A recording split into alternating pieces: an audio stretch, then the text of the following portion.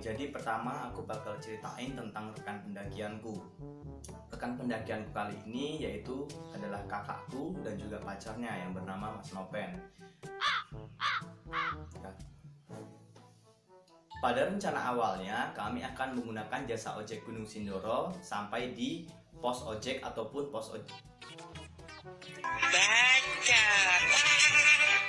bakal melalui trek anak tangga yang bakalan menguras tenaga dan yang cukup banyak dan memberikan beban kaki yang jancuk. Perjalanan dari pos 1 menuju pos 2 kita sudah memasuki medan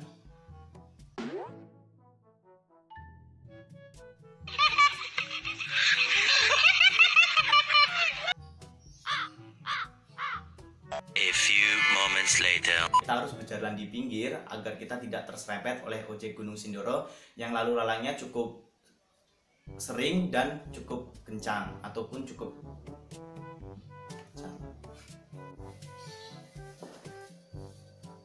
Perjalanan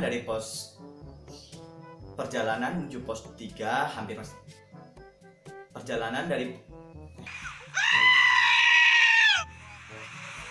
Perjalanan menuju pos 3 kami masih harus melalui hutan Gunung Sindoro nih, dimana di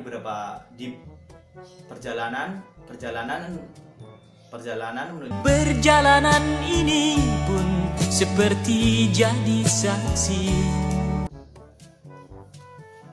Setelah berjalan cukup jauh dari pos ojek, pos 2, pohon-pohon tumbang yang melintang di jalur pendakian sehingga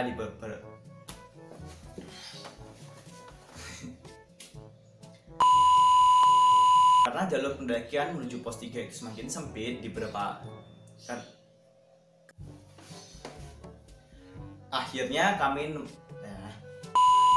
awalnya aku kira jalur pendakian menuju puncak itu akan mudah seperti jalur pendakian dari pos 1 sampai pos 3 nih. Ternyata semua ekspektasiku itu hancur karena jalur pendakiannya datang.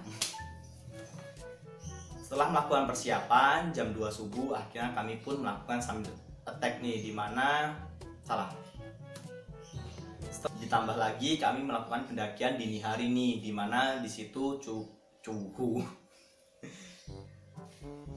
jam 4.30 subuh akhirnya kami sampai nih di pos 4, dimana pos 4 ini bisa dibilang sebagai salah satu spot paling fenomenal.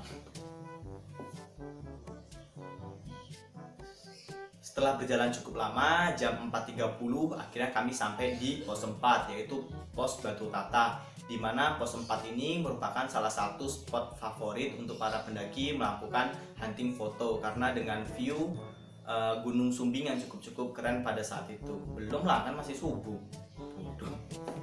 Emang apa sih nggak boleh? Dari pos 4 menuju puncak itu treknya beberapa lautan awan yang sangat bagus pada saat itu sehingga kami merasa memanjakan. Jam 12 siang kami sampai di pos 3 nih. Sesampainya di pos 3 di tenda kami langsung melakukan makan siang dan memasak makanannya. Salah.